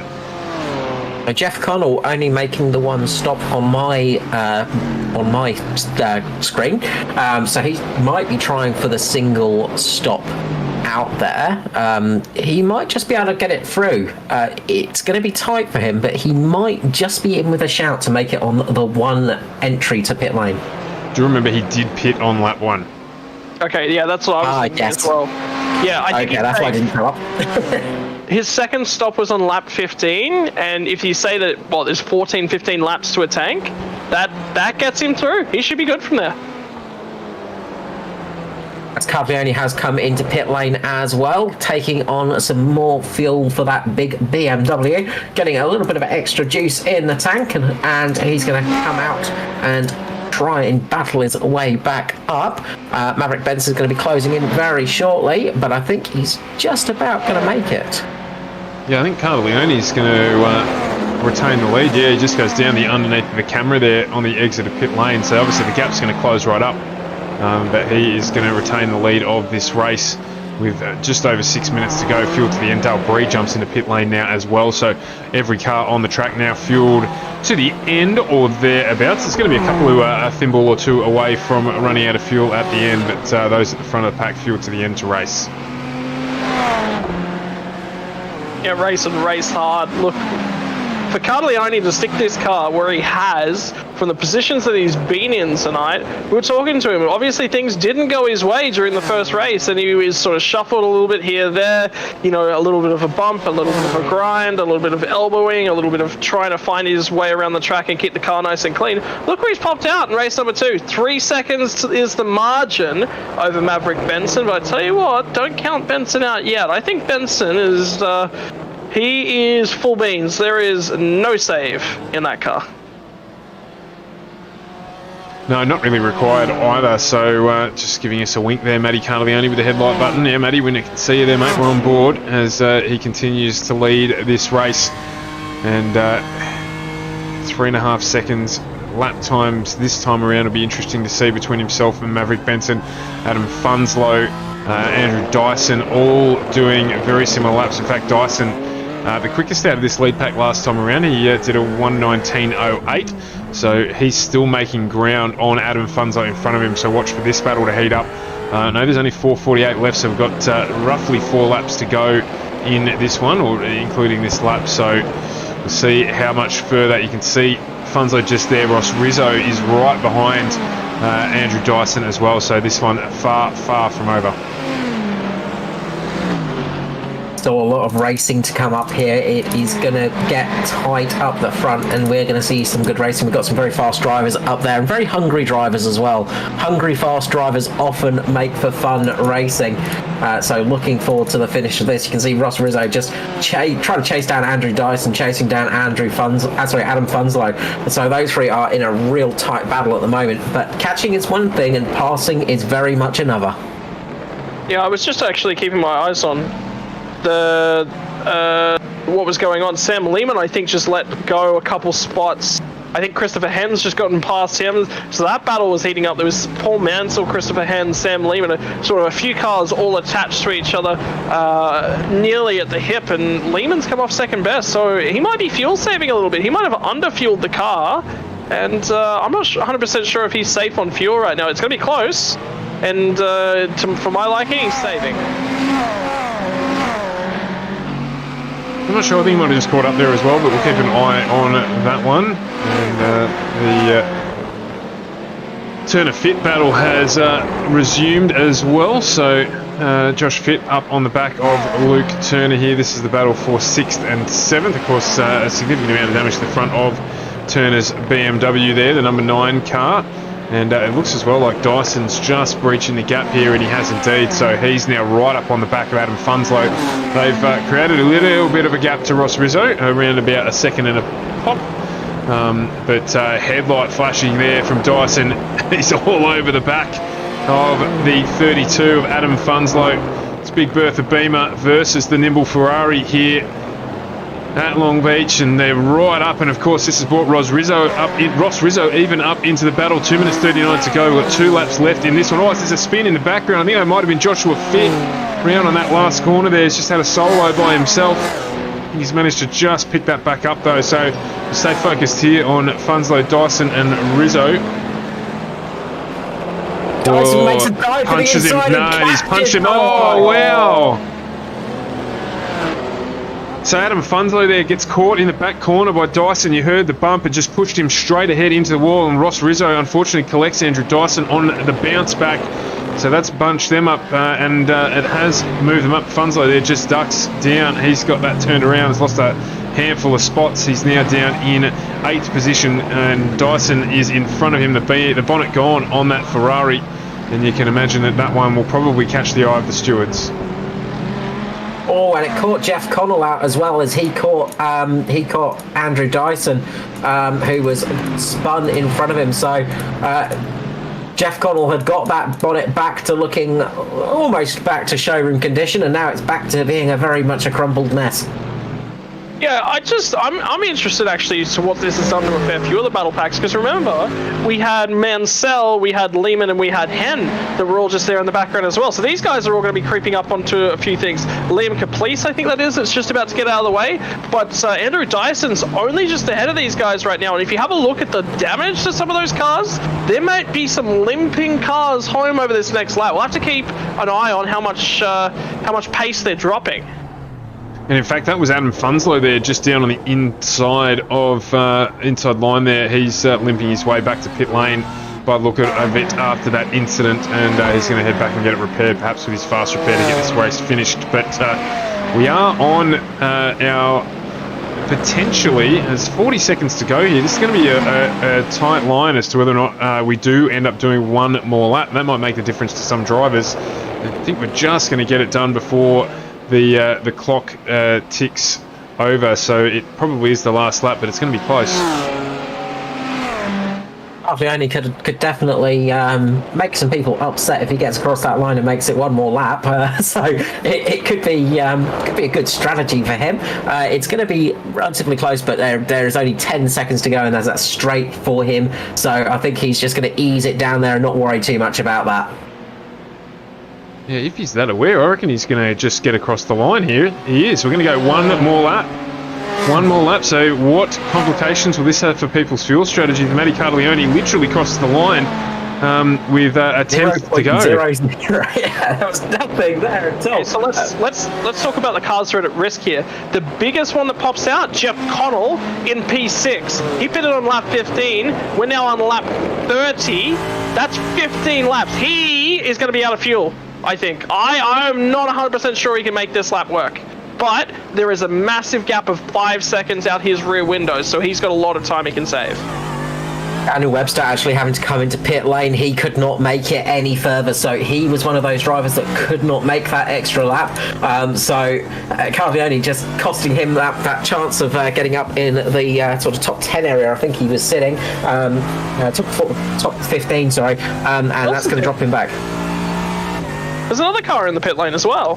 Mike Casey, I think that is as well. So a couple of cars just unable to make it on fuel there. But yeah, this is going to cost a few people because they will have been working off that number, and this could really throw a cat amongst the pigeons right now and make things difficult for quite a few people. Funny that they were both Ferraris. But Carvioni takes it across the line and takes the victory ahead of Maverick Benson. Good drive from him. Question is, will Jeff Connell be able to make it? That's the car probably most at risk at the moment. Yeah, he's good. He's fine. He knows he had a number to drive to. He drove to it all race. That's Jeff Connell. And Andrew Dyson just behind him in 7th, just keeping John Merritt behind him with a gaggle of cars with Paul Mansell, Christopher Hen and Sam Lehman as well in 11th. So we're all getting across the line eventually. That's a solid performance from Cartaglione there. He's resurrected his evening to take the win in the feature race here tonight with Maverick Benson 2nd and Ross Rizzo in 3rd. So we'll have all of them jump into the combox in the not too distant future and give us their thoughts on that second, certainly less action-packed race, dare we say, than the opening to race 1? There was a lot of action in that one, but it was not nearly as crazy as the first race. Big shout out to Jeff Connell, 20 positions gained in that race. That is a heck of a thing to do on this track because it is not easy to pass on. Getting 20 positions here is a Herculean effort. Well, I was just going to say, yeah, that is vintage Connell. That's Connell at his best. Like, you can sit down and go, yeah, but the guy didn't win the race. But have a look at the cards that he was dealt. He was right at the back of the pack on the first lap. He was in that car park scenario. Remember that. They probably lost a good 10 to 15 seconds off the leaders going around that final corner for the first time. So, look, it's honestly drive of the night for Jeff Connell right there. I think Matty Carliani might be out of juice. Yeah, I think so. So he's just going to get a nice little push here on his way back to pit lane. And you're right in terms of Jeff Connell. The other thing I was going to mention as well is sixth position when you're in the lead of the championship is a far better outcome than 26th position. So he continues to grab a fistful of points to get himself to maintain the lead of that championship. Ross Rizzo and Maverick Benson have jumped into the green room. We might get them down while Matty Carlioni just gets pushed back to pit lane and get the old driver interviews underway.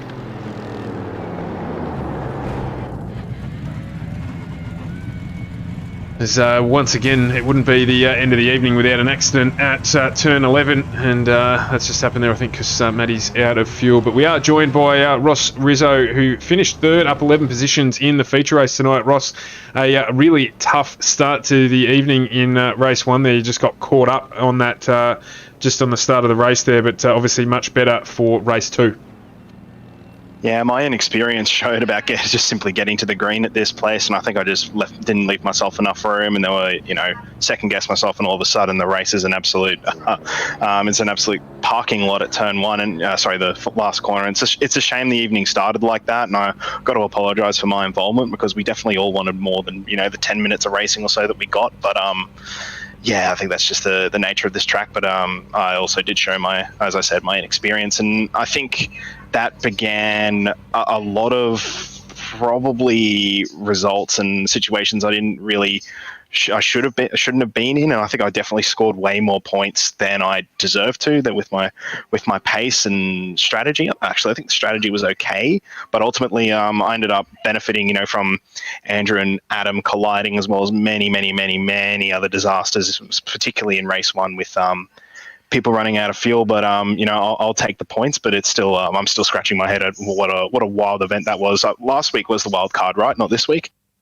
Yeah. It's definitely the round 10 this week. We're back in the GT3s. You might well ask the question. We saw there, particularly at the start of the race, that it looked like the BMW actually just struggled to get the turn that slow around that corner, because it wasn't just you. We noticed that a lot of the BMW drivers were struggling at that slow speed just to get the thing to turn around turn 11. Was that the case?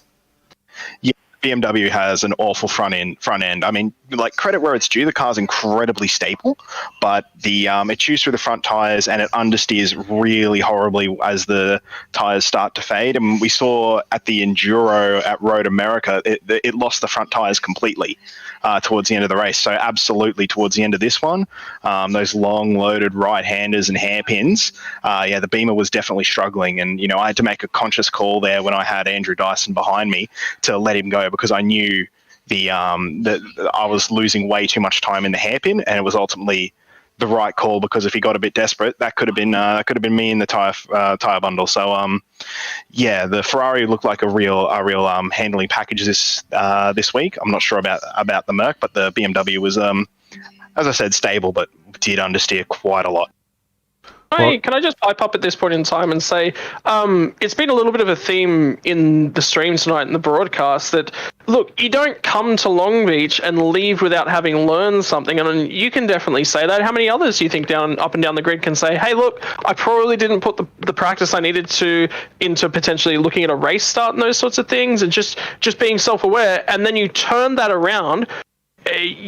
Instead of where most people would start to get frustrated and make more mistakes, the smarter drivers switch on and turn their performance around. And how important is that to a driver? You raise a really good point. And, yeah, apologies for probably being a bit of a pessimist in that sense, but you're absolutely right. And I think it was just down to, there have been officials at this place for maybe 2 seasons now, and I haven't actually done any, and I really should have. And I guess it's also a bit of a pay, and you're right, that next time probably we'll do a little bit more of that. But ultimately, I think the race preparation was fine. I knew roughly where my pace was, qualified ultimately where I expected to be. But yeah, just surprised to get 2 podiums in that one. Wasn't expecting that at all. But yeah, definitely have learned a little bit about this place. I mean, I think every corner is a bit of a learning opportunity here because it is a very unique circuit with those incredibly tight hairpins and having to negate around some of the car's weaknesses and strengths. And I also know the car was burning up the rears as well as the front, so it's become a pretty good practice in tyre management. I just kind of had to rest on rest on my laurels, but trust my instincts, and I think that definitely worked. So I think there is definitely a positive to take there, so thanks so much for pointing that out. Well, as usual, Ross, a good run from you, mate. We're making jokes as usual about the extra boots of fuel you probably had just sloshing around there in the boot of that BMW, but a race well run and a good result. So congratulations despite all the turmoil in race 1. Just a quick shout out to those who mean the most to you. Well, first I'll just give a quick shout out to Cardo for picking up a win tonight, and to Andrew for also picking up race 1, and Mav on the podium as well. And a big also a shout out to Luke and Jeff, who also seem to have disasters. So I think the championship just suddenly turned on its head a little bit. Most of all, big thank you to the guys at FGM eCast, 93PC, Bridgestone Select, Simracing, HJ Plant Repairs, and I think I got them all this time. You did, mate. You did. Well done. Yes.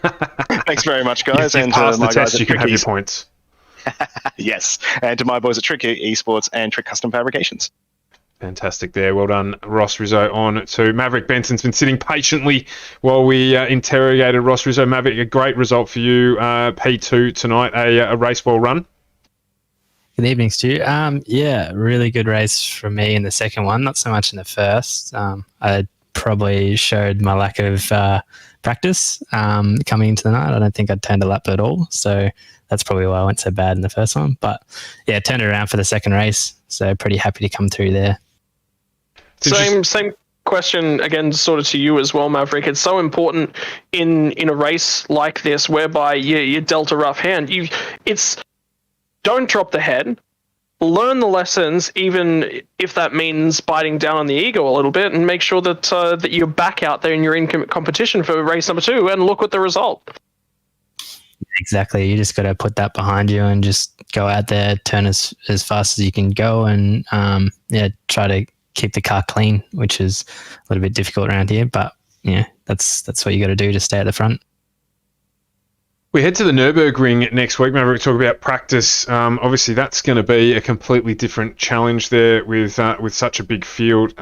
We comment every single round. I don't think there has been one round where we haven't said how good the quality of the drivers are in this field. What are you expecting that to bring?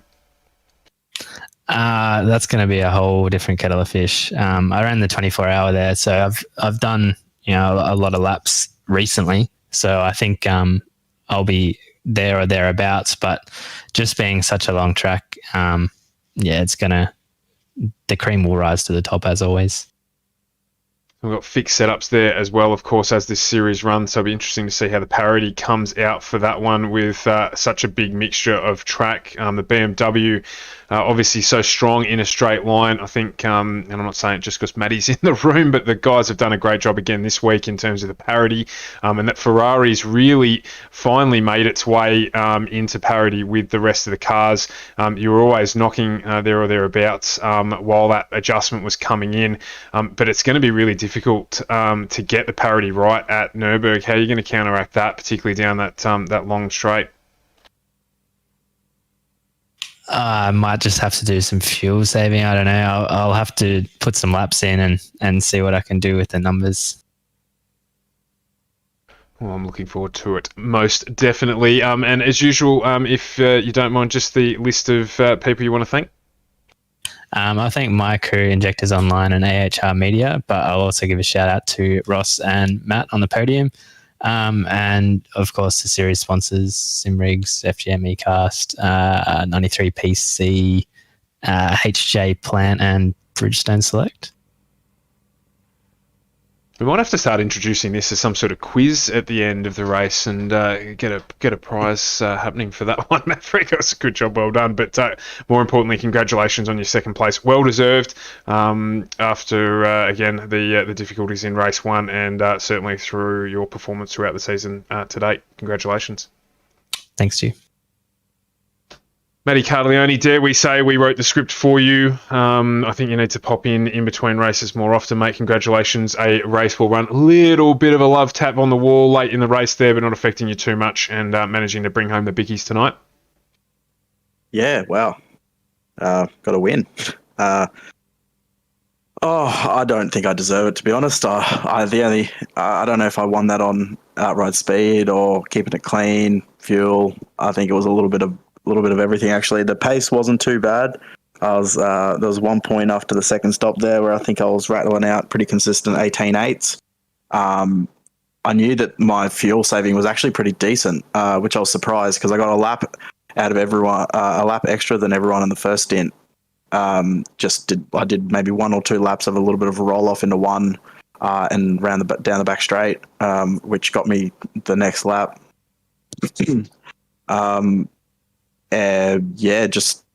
Just tried to manage the traffic. I was struggling with the traffic. I think I'm gonna need new bulbs in the front of that Beamer. They were working overtime on the flash. My thumb's hurting. Just trying to manage the charge. I knew there was a bit of a gap, and before the second stop when it was Adam and Maverick behind, I was trying to manage it without getting caught up too much in traffic, and I was getting caught, and then they might get caught or they might catch them in an easier spot. So I was just trying to. I think that's at one point where I hit the wall there at T1. I was just getting a little frustrated with traffic. I just needed to regroup a little bit, and I knew that I had a stop coming up, and then somehow pulled out enough of a lead that I could roll off a little bit there towards the end and try and just try and nurse it safely home. I really don't know how I did that. Normally this is you're talking to either Ross or Jeff at this point. So somehow I've come away with gold tonight, but obviously race one was pretty shocking. Somehow I still ended up in 8th. The safety car took everyone by surprise. That first corner, that last corner is just an absolute nightmare. But yeah, it was a good race. Had a good fight with Hayden Jackson at the start, which was great, and then also had a good fight there with started clawing in Lockie and Adam, and got them in the lane. And when we came out side by side with Adam, which was great, he left a heap of room. That would have gonna have to go back and watch that later. That would have looked really cool. We came out side by side as I left the lane, basically side by side through 1 and 2, and then him just backing out there sensibly at the fountain, and then we stayed pretty much nose to tail for quite a while. So he even had the light flash going at one point, doing the Cardo to Cardo. But yeah, it was really, really good. Probably will be the only time I visit the top step this season, but that's all right. Most of the time it's all the time it's always really good fun with these blokes. So just makes it a little bit better tonight because I got away with P1. Yeah, absolutely. I think you're probably a little bit harsh on yourself there. The fuel saving strategy is something that you've run with a fair bit this season, and just been unfortunate that sometimes it hasn't quite worked out for you. You did well tonight to get that gap, mate, and thoroughly deserve the win after the schmozzle that was race one for you. So that the battle back and the reverse grid format there, giving you that 8th position start, and you were able to convert it, mate. So a job well done, and once again, great work from you guys and the admin team on getting the parity right in this series once again. It just continues to go from strength to strength. So well done. Thank you. just a rundown of the list of adoring people. We actually did make a quick joke as well, by the way. I'm sure you see it when you watch back, that we think that actually your flash button is connected to the blue flag system. Because you certainly do run it a fair bit, even winking at us at one stage on the broadcast there, mate. So we appreciate the shout out. No worries. Anything for you guys. So just a call out to you, the supporters of you there, Matty. Oh, yeah, I wish. First of all, I want to thank obviously yourself, Stu, and Carl, and Scott. We wouldn't have the awesome stream without you guys and the lovely commentary. It's always awesome to go back and watch it the next day, and I love the gusto and the enthusiasm you guys chuck into it. It's great. It makes the racing so much better to watch back. Maverick and Ross, thanks for a great race, guys. Maverick, you were pushing me in the end there. I know I had a bit of a gap and I was just trying to keep the car clean, but I was getting a bit tense there towards the end. So yeah, great racing for you guys and just everyone for sticking it out tonight. Obviously FGM streaming and you guys and HJ Plant Repairs, Bridgestone Tyre Select Cranbourne, Simrigs and 93 PC. If you need a gaming PC, hit those guys up, obviously. If you need a rig, hit up Simrigs, because I run Simrigs rig and 93 PC, so it's all good. But yeah, appreciate everyone watching, and yeah, everyone who's racing. Look forward to seeing you guys next week. Absolutely, and a good shout out there. The racing was frantic tonight. Probably didn't give as much love to the sponsors as we normally would. So once again, simrigs.com, racing Simrigs, everything that you need to get your butt into the seat, literally. Hook that up to a 93 PC from Sam Lehman there. He can hook you up, get you race ready to go. And of course, you can't pick all that gear up without tyres on your car. So the crew at Bridgestone Select there able to help you out. And if you're in the need for any plant repairs, HJ Plant Repairs as well. Of course, Hayden Jackson sponsoring the series from the start. And so we always like to give him a bit of extra love. And AJ Insurance Services, our streaming partner as well. Guys, what a full pair of races. And to back on to what we broadcast last night. I don't know about you, Carl, but I need to go and have some honey and lemon, mate. Yeah, it was a very, very action-packed race as the sun is setting over Long Beach right now. Definitely a lot of action there, and we've got 2 more races still to go, Stuart. You can't lose your voice just yet, because we are heading off to the Circuit of the Americas here on FGM eCast with the ANSCAR Thunder Series tomorrow night, 23 laps around COTA. Then after that, we are heading off to the exact same track in the Cup car, a very different beast to get around that circuit. 30 laps around COTA on Thursday night for the ANSCAR Cup Series. So a lot of action still here to come on FGM eCar. So if you haven't hit that subscribe button, make sure to do that now so you can catch all the fantastic racing that's going to be coming up this week. But by no means, that was one heck of a race. A lot of action in that one. Very crazy start, but we saw some brilliant racing out there. Yeah, absolutely. I can't say it enough. The guys have done a fantastic job with this series. Probably a little bit more damage than they were expecting tonight, but I think as you both said during the call, it's the nature of the track that we're running at, and it still produced some fantastic racing.